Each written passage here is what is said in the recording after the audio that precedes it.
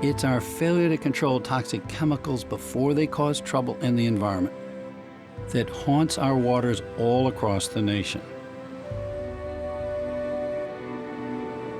Places like Puget Sound, which I've come to know well in recent years.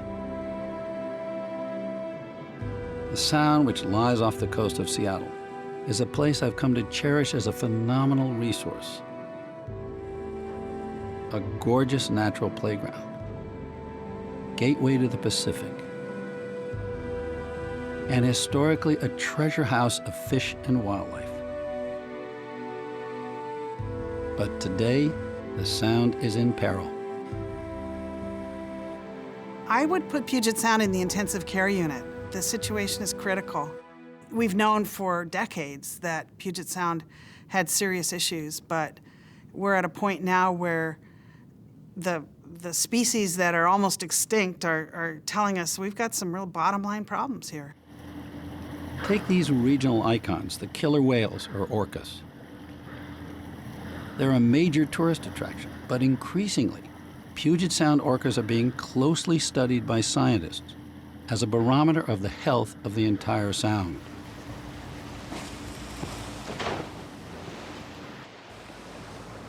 To see what scientists are learning, I headed out with Brad Hansen, a team leader with NOAA, the National Oceanic and Atmospheric Administration. Up, over there. Yep. Hansen and his colleagues have been studying the orca population for several years. Why study these whales? Well, they're the top predator in the food chain, so they're essentially accumulating all the contaminants. They're the last stop in the food chain, and so they're a laboratory in a way. Well, I mean, they're sure. a laboratory that tells you what's going on in the whole ecosystem. Yes. The orca story is troubling. In 1 year, 7 local orcas died. Their population is now down to 86, so low that in 2005, NOAA listed Puget Sound orcas as an endangered species. To figure out why the orca population is in decline, Hansen's team goes out after biological samples. They get up pretty close to these whales in order to take samples at some point, right? Yeah, we get within just 4 or 5 meters. 4 or 5 meters, so that's Yep. up close. Yep. They shoot blunt-nosed darts into the orcas and extract small samples of blubber.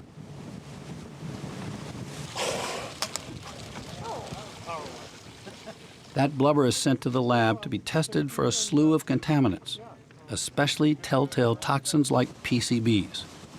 The lab results have been alarming.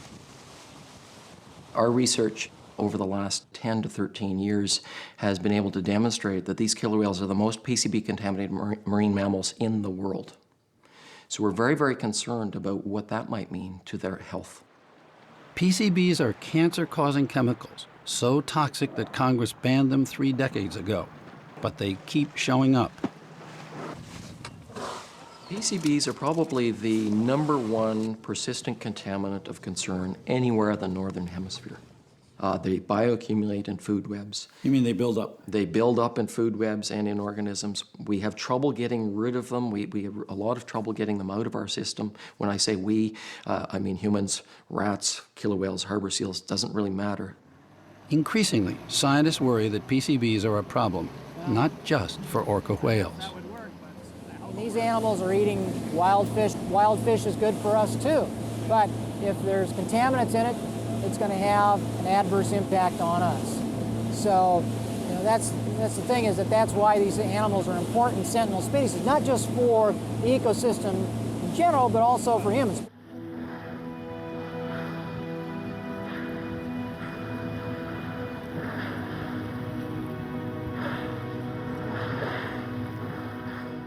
At the Center for Whale Research, Director Ken Balcom has been keeping records for 3 decades on the whales that make Puget Sound their regular home. Fewer whales are making it to maturity. The population is declining.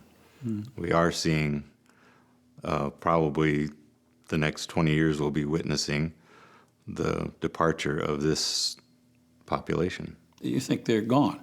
They're going to die out? I've already told our government folks that we can go through this for about 20 more years if we don't provide a remedy, and we will see the end of this population. Okay, Ken, so where Balcom and his staff know these whales so well by sight that they can track them from birth to death. What are these charts?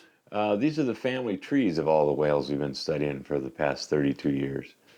We just put in The tombstone markers, Balcom told me, underscore a worrisome trend among the youngest, most vulnerable orcas. You get these older whales up here.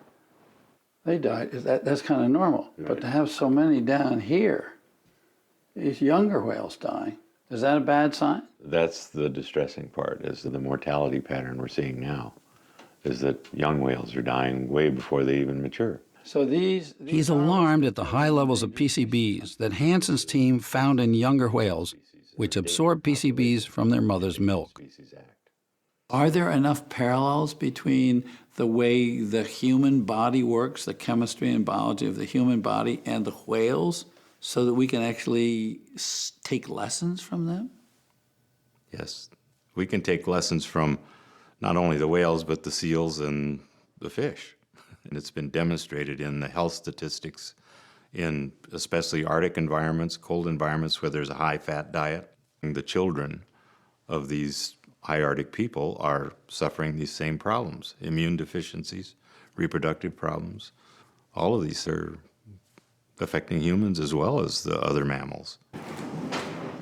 At NOAA testing labs like this one, scientists have established that king salmon in Puget Sound are much more heavily contaminated with PCBs than salmon in other Pacific coastal waters. Everything we see points to Puget Sound being a hotspot for PCBs and a persistent problem. We've seen contamination of animals. We've seen no improvement in the levels of PCBs in the last 20-odd years, despite regulations implemented in the 1970s. And that, to me, indicates there are continuous inputs from land-based sources, from the sediments, and delivering them right into that food web.